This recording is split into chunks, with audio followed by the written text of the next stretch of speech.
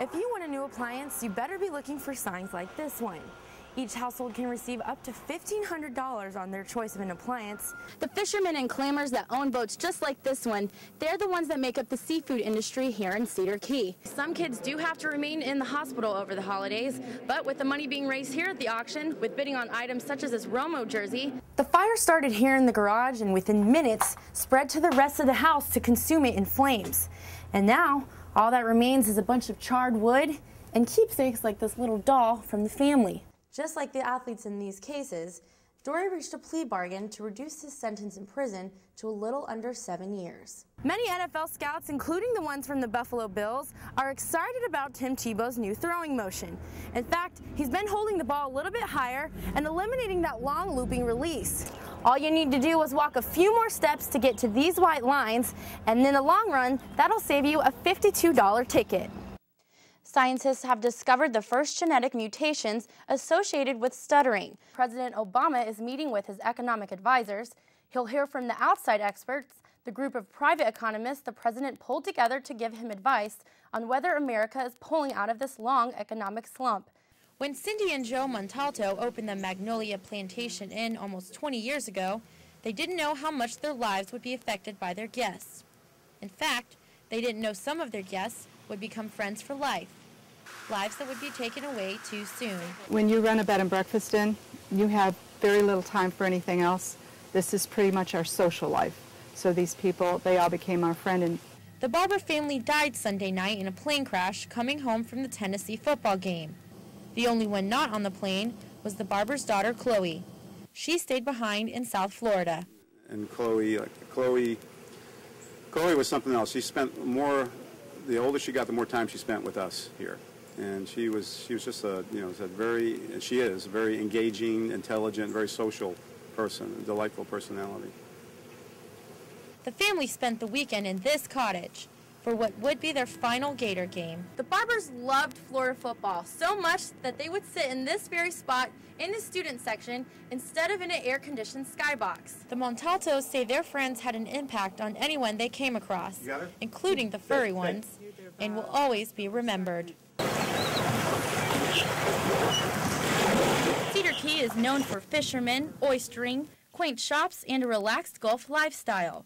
But now it's home to something else, the hot debate over drilling for oil off Florida's Gulf Coast. Some locals are for it. I don't see it as a problem as long as they're not destroying the environment, But as far as bringing jobs around and getting the oil for the country, I think it's better instead of bringing oil from overseas. Personally, I think that's better.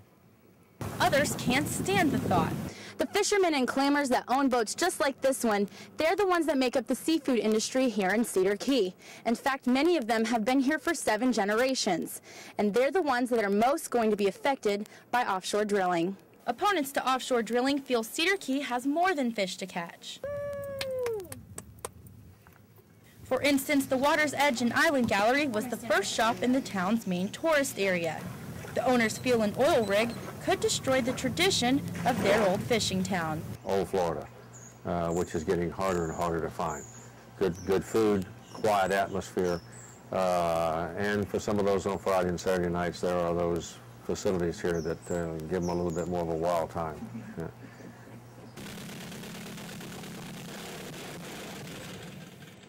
If for some reason it affected the fishing, or the scalloping, or the shrimping out here, or whatever like that would affect the fish that come here that we catch and that we want for our dinners and our food, and that would be really sad.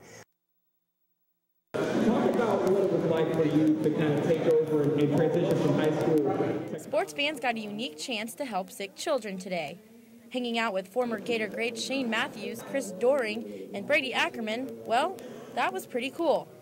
But the biggest reason this event was so special, the money goes towards such an important cause. The work that's done here is very special by some special doctors, but it requires a lot of money for them to be able to do the research to help cure some of the diseases that they're fighting right now. So we're trying to use some of our celebrity, both for ourselves and our friends, to raise that awareness. And these sports celebrities did just that. Raising money this afternoon. auctioning sports memorabilia and sought-after game tickets, and doing on-air interviews. We call this an opportunity for Gators to give back. During my playing career here at the University of Florida, we did a lot of charity work with the community, and specifically here with Shands.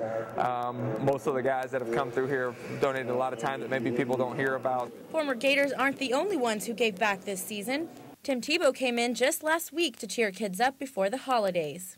Unfortunately, some kids do have to remain in the hospital over the holidays, but with the money being raised here at the auction, with bidding on items such as this Romo jersey, the money goes back to the Children's Hospital and makes the kids' experiences just a little bit brighter. While some believe the holidays are the best time to give to charity, others do it 24/7. We like to try and give back every day here at Shands Children's Hospital, of course. The most that we can do is just make sure that that experience for every patient is the best possible. With all the support from athletes like D. Wade and Jack Youngblood, the generosity should go a long way. Lauren Domene, WUFT News.